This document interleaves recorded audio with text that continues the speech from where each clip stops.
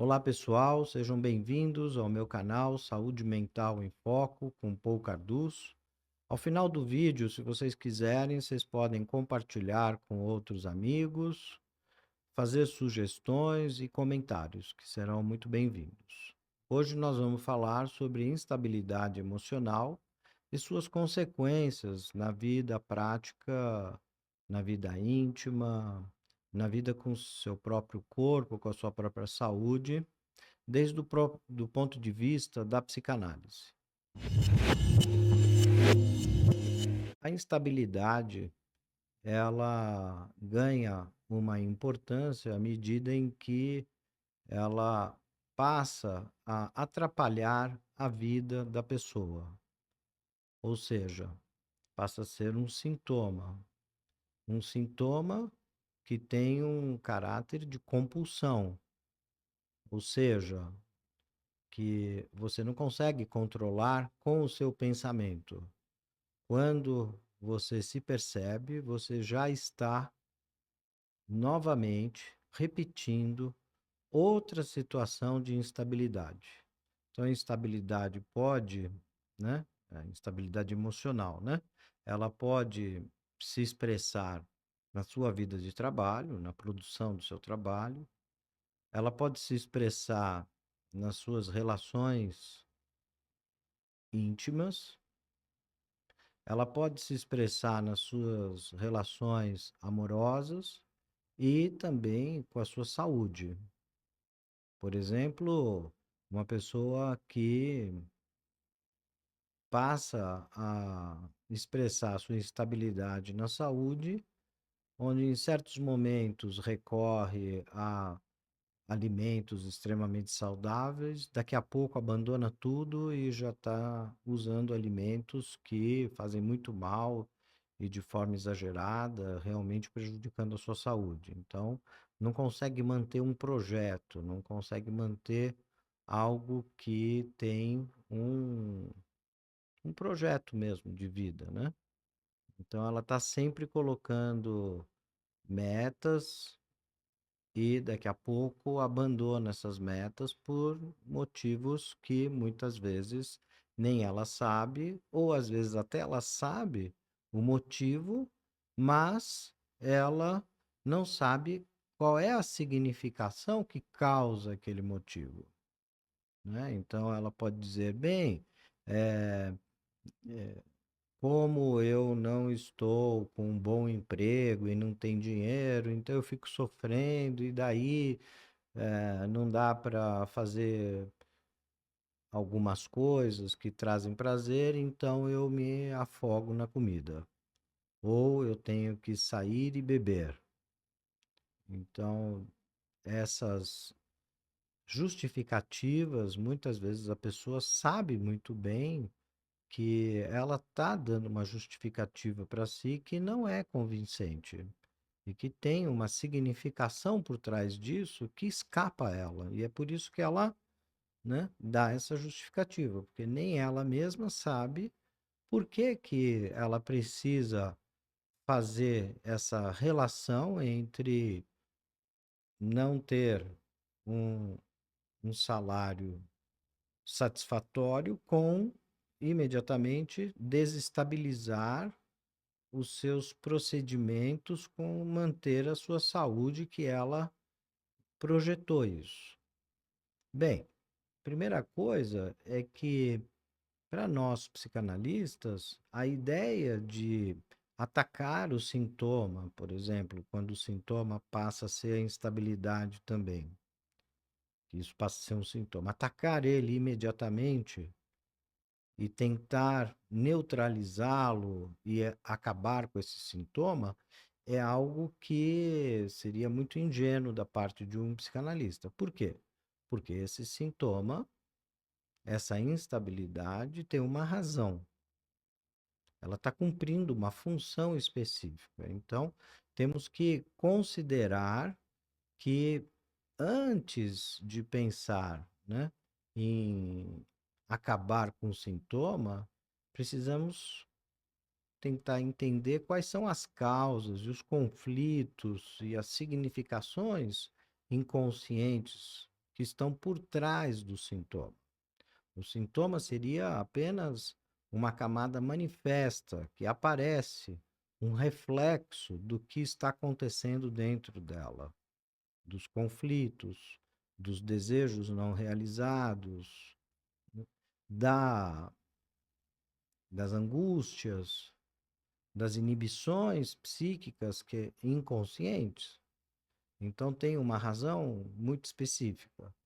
Bem, não é incomum encontrarmos alguns elementos muito específicos que podem gerar a instabilidade como um todo, né? Então, instabilidade no trabalho, a instabilidade de manter a sua saúde, a instabilidade na relação com o seu corpo, por exemplo, querer modificar o corpo toda hora, a instabilidade em relação às figuras amorosas que você encontra na vida, a instabilidade com relação às suas sensações corporais e com a sua família e os projetos de vida como um todo, né? Então, o que é muito interessante é que tem alguns fatores que nós encontramos na clínica quando se trata, né, da instabilidade como um sintoma, não uma instabilidade temporária e que não é um sintoma. Mas quando se trata de um sintoma, de algo que se impõe, que você não quer ser instável, mas que você, quando percebe, você já estragou aquele projeto que você tinha feito e já parte para outro, ou já estragou aquela relação e parte para outra. Então, o que que tem em comum aí, né? No processo de análise, nós podemos circunscrever algumas coisas que norteiam essa instabilidade. Então, e essas coisas, elas provêm de uma posição subjetiva inconsciente. Ou seja, é o que está por trás do sintoma. Então, as questões em relação à existência, à sua existência, é que estão em jogo na questão da instabilidade, desse sintoma como instabilidade. Como dar existência ao ser, ou seja, ao ser falante, que, como ser falante, ele tem uma posição sexuada, somos seres sexuados, né? E que carregamos sempre essa cisão entre o ser e o pensar, ou seja, nosso pensamento nunca nos dá a totalidade da nossa existência enquanto ser. O pensamento, ele pode trazer uma pontinha aqui, outra ali, uma dica ali, outra ali, mas é no não espaço do pensamento como pensamento consciente, né? Lógico. É nesse não espaço do pensamento consciente é que podemos encontrar os elementos que nos permite dizer que nós temos uma existência no mundo, que existimos. Existimos para o outro, assim podemos existir para nós. É desde o lugar do outro que nós passamos a existir. Ou seja, nós nascemos desamparados, o ser humano nasce desamparado. E ele precisa do olhar, do amor e do desejo do outro para existir. Então, a mãe ou as figuras que cumprem com a maternidade e a maternagem, que ela seja social, psicológica, emocional, elas que nos dão os elementos que nós existimos para o outro, que nós estamos inscritos lá no desejo do outro. Então, que esse outro materno e paterno, e muitas vezes os irmãos, e por que não os primos e a babá, mas enfim, nosso primeiro outro, por excelência, é aquele que vai cumprir com essa função materna, que vai nos dar a sensação que existimos no olhar do outro, no desejo do outro, no gozo do outro, que nós somos importantes para esse outro, que nós cumprimos uma função importante na vida desse outro. Bem, vocês já devem imaginar quando isso não está muito bem estabelecido para esse outro. Que esse bebê não está bem estabelecido como sendo desejado de uma forma muito firme lá no desejo do outro. Ou, por outro lado, esse outro ter uma relação com esse bebê de dependência emocional. Então, que lugar que você vai ocupar como existência no outro? Pode ser que você ocupe um lugar de não existência, enquanto ser que tem as suas singularidades, as suas particularidades. Você só existe enquanto você preenche esse lugar vazio, essa carência lá no outro. Bem, o amor que você recebe nessa primeira infância, esse lugar que você é inscrito no desejo, no gozo e no emocional, né, do outro, ele vai te determinar para o resto da vida. Vai ser o alicerce para todos os outros desenvolvimentos que virão aí ao longo do desenvolvimento infantil e da vida. Então, esse amor que você recebeu vai ser o estoque que você vai ter de recursos para lidar com a sua vida. Então, quando esse amor ele não era estável, não era permanente, por N razões que podem acontecer na vida de uma pessoa que está se ocupando, né, fazendo a maternagem dessa criança. Depois, na vida de um pai que vem como terceiro nessa relação, tudo isso pode, né, gerar aí questões importantíssimas que mais para frente a criança, já não mais um bebê, vai chegar a certas provações da vida e não ter os recursos para lidar com essas provações. E daí lidar da forma que dá para lidar, com os recursos que ele recebeu desse outro, ou seja, do amor materno e paterno da sua família. E digo família aqui do ponto de vista da família inconsciente, não necessariamente da família como algo social, né?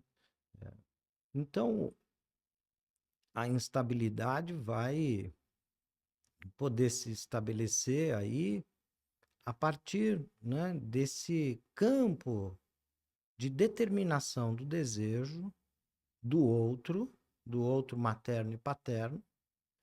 E esse campo de determinação do desejo, que é o cruzamento do desejo da mãe, o cruzamento do desejo do pai, ele é que vai banhar a história e o corpo, e para quem não trabalha com psicanálise, e a mente da criança, para dar os recursos para ela lidar com as impossibilidades da vida. Ou seja, a criança vai ter que, né, construir alguma coisa com isso, se posicionar de forma humana diante dos obstáculos da vida. E esse posicionamento é o posicionamento diante da linguagem. É a partir da linguagem que a criança pode estabelecer um relacionamento com o outro em que ela pode expressar o seu desejo. Não tem outra via que a linguagem para ela recorrer à expressão do seu desejo em relação ao outro, que seja inscrito, que não seja inscrito no desejo do outro, ou que seja inscrito de forma muito precária, ou seja, que tenha uma pobreza, que tenha vivido, né, uma pobreza afetiva na primeira infância. Então, são esses elementos que vão dar alicerce para outros elementos que eu vou estar tratando aqui. A criança, quando chega mais adiante na vida dela, em torno dos 2 anos aos 3 anos e meio, 4 anos, ela vai ter outras questões lógicas que vão exigir dela uma resposta lógica dentro dos recursos dela, para os impasses da vida e para as limitações da vida. E nesse momento, então, ela vai ter que se posicionar com a diferença de gerações e a diferença de sexos, que vai se impor como uma questão para a criança. Ou, na melhor das hipóteses, vai se impor.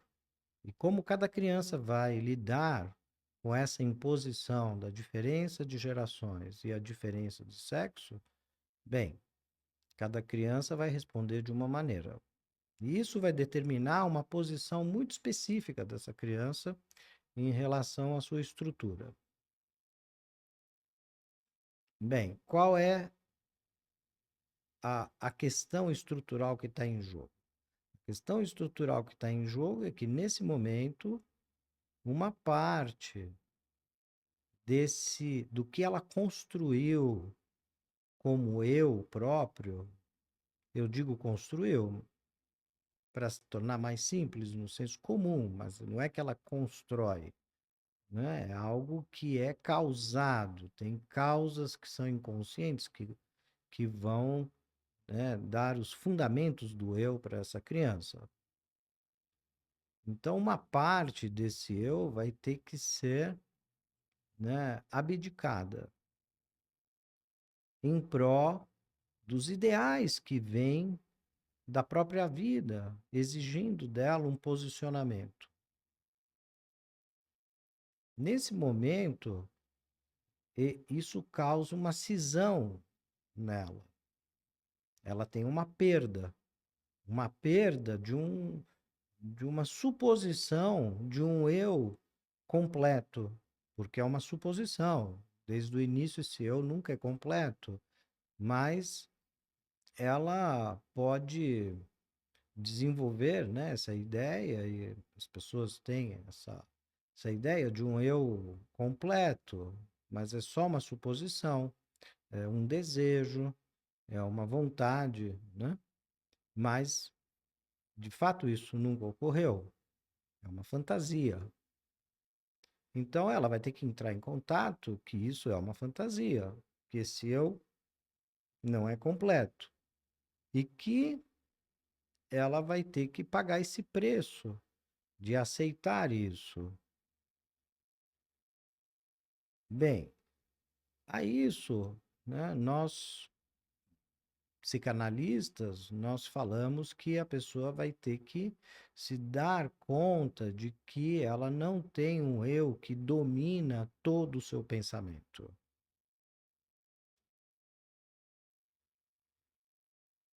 E é isso que Freud introduz como um corte epistemo-somático, melhor ainda, como um duplo corte epistemo-somático. Ou seja, aquilo que tinha sido desenvolvido pelos filósofos gregos entre o pensamento e o ser e o corpo, foi muito bom. Desenvolveram coisas fabulosas que chega na época moderna, o Descartes fala bem, então penso, logo existo. Então tem um sujeito. E é o Descartes que vai introduzir essa ideia de sujeito entre o pensamento e o corpo, né? Então foi um passo muito importante.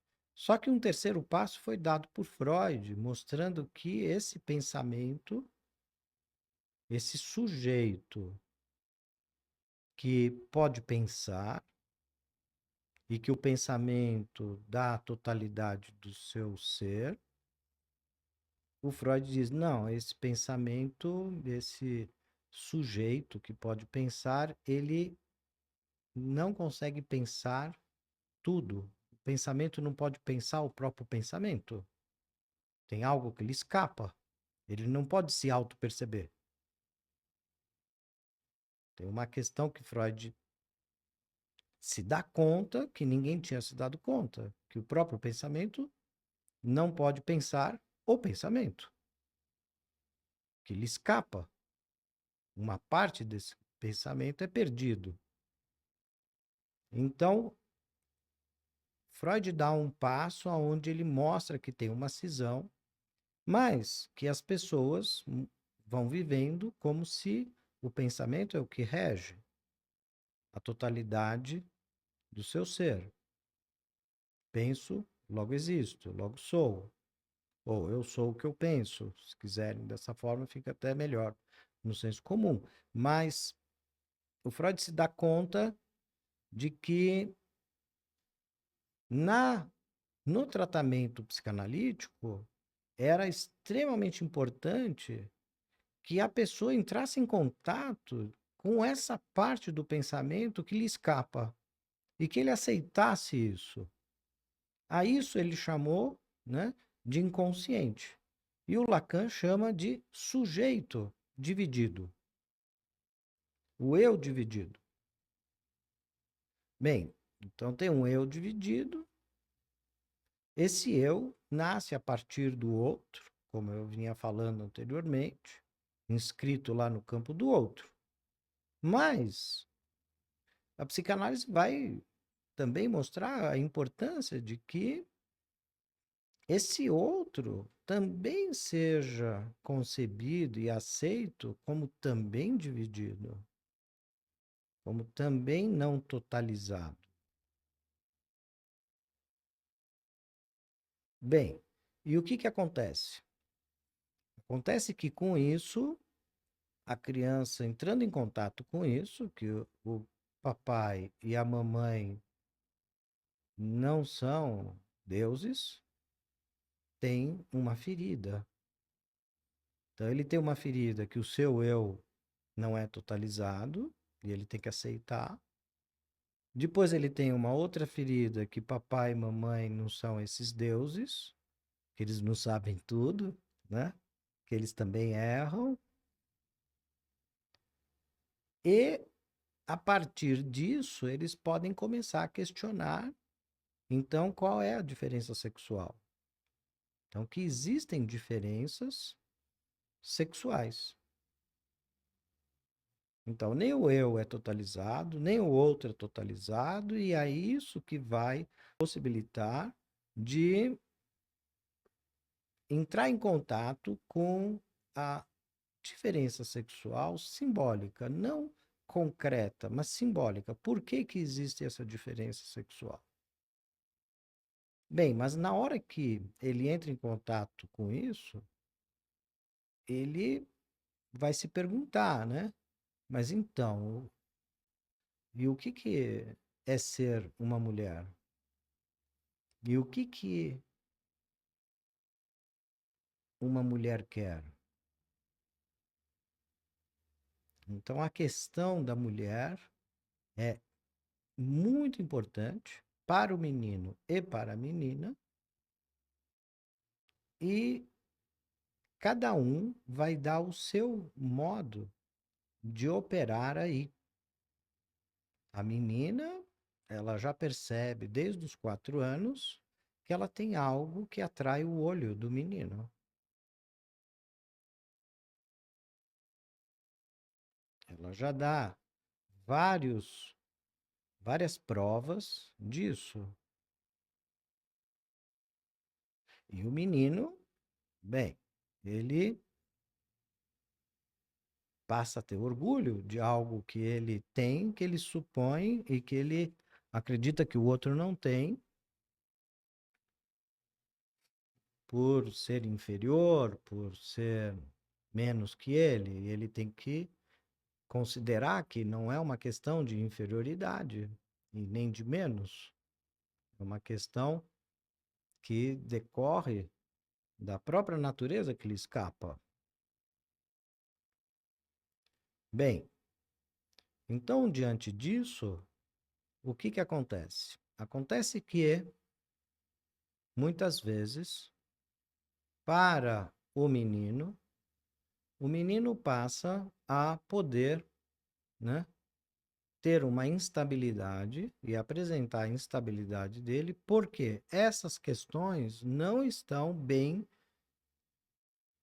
elaboradas para ele. Então horas ele consegue dar um valor simbólico a isso, horas ele não consegue e ele recorre à materialidade concreta dessas questões que são de ordem subjetiva e que dependem de tantas outras questões, como já descrevi desde o início desse vídeo.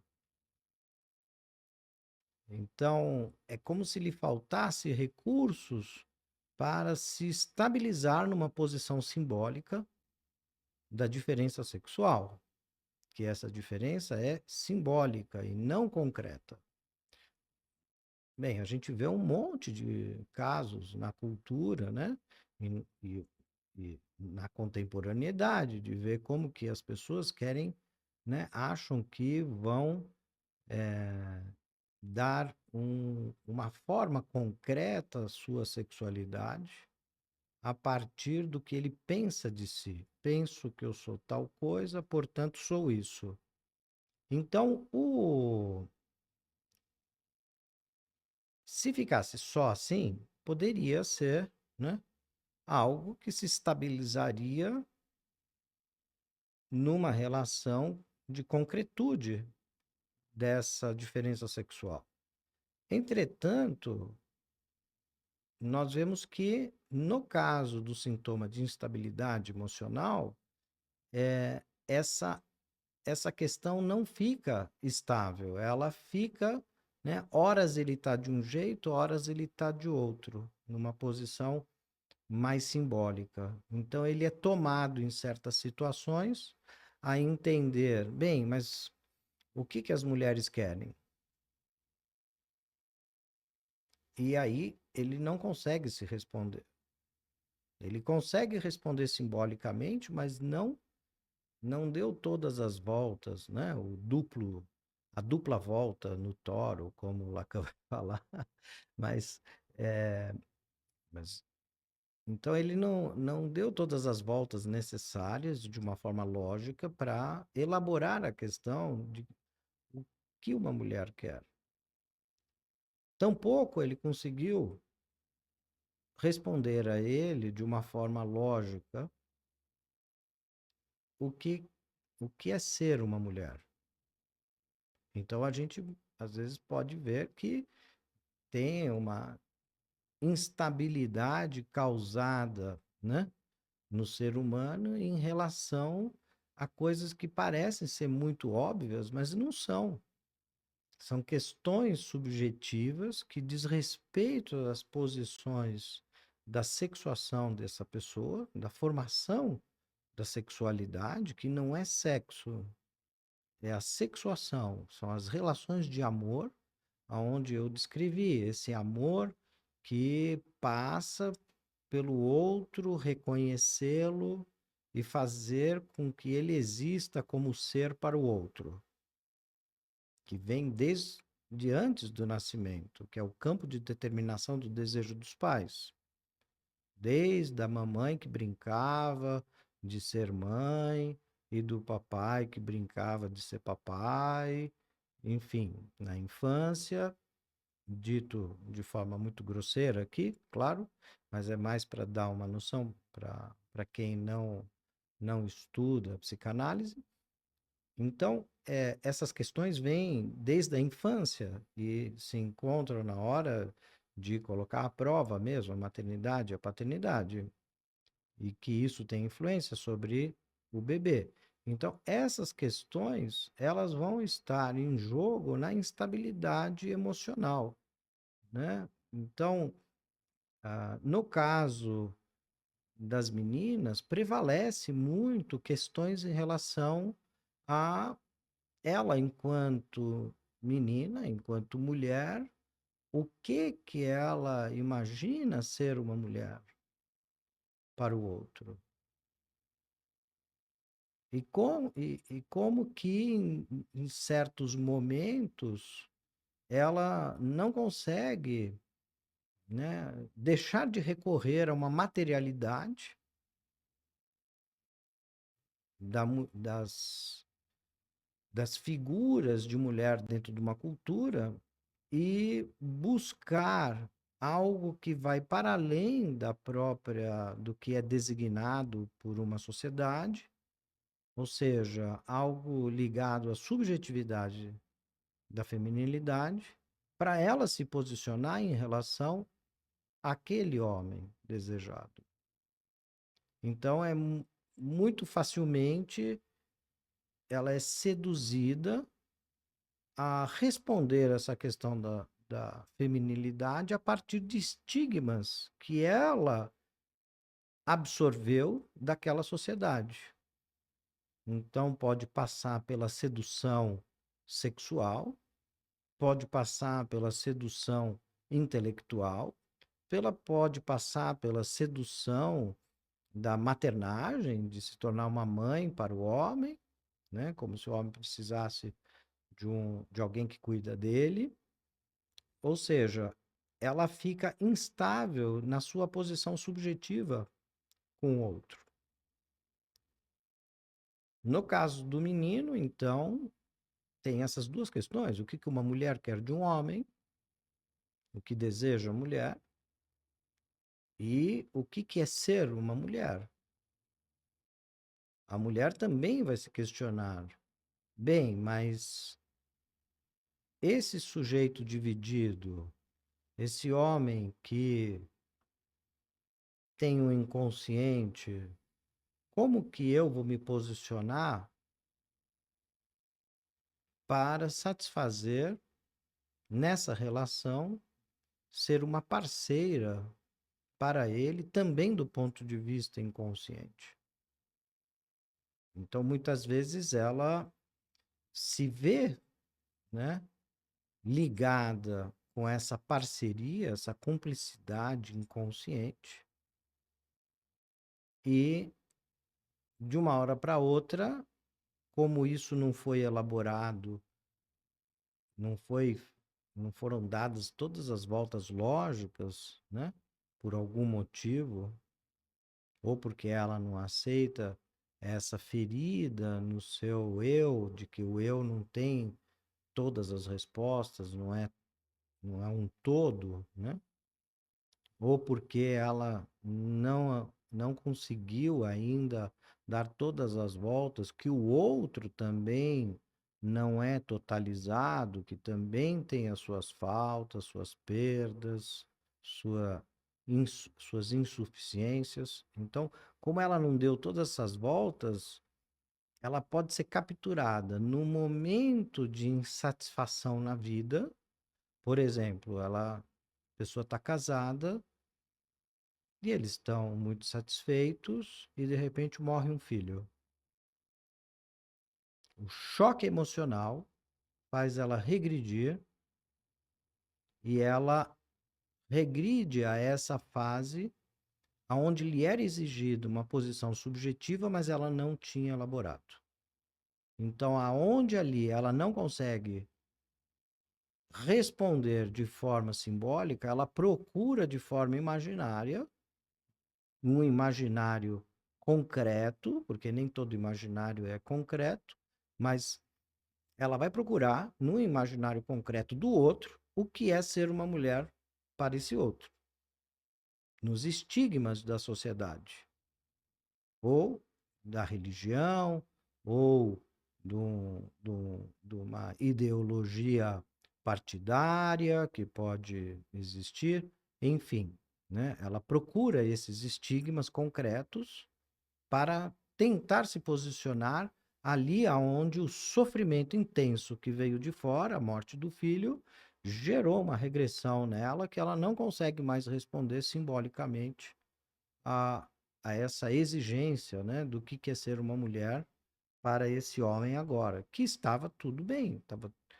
o casamento estava indo muito bem, obrigado. E são as provações da vida que muitas vezes provocam essas regressões.